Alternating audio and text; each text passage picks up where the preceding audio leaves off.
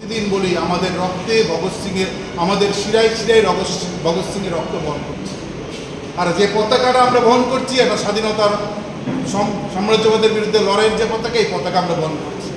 ফলে একদিকে ভগৎ সিংয়ের রক্ত আমাদের শিরায় যখন বহন করছে, এই দাবি যখন আমি ডিএফ করি, আর আমি যখন ডিএফ করতে করতে দাবি করি যে সাম্রাজ্যবাদের বিরুদ্ধে স্বাধীনতার আগের যে স্বাধীনতার লড়াই, এই লড়াইয়ের পতাকা আমরা আজও স্বাধীনতার ৭৯ বছর বয়সে আমরা বহন করছি।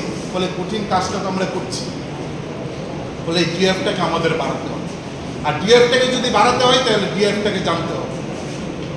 ডিএফটা শুধুমাত্র আমরা আমাদের কাছে Democratic youth federation of India একটা লাল তারা আর তার সঙ্গে DYFI লেখা একটা পতাকা আমাদের সামনে। ডিএফটা শুধুমাত্র তা না, একটা আমাদের সিম্বল।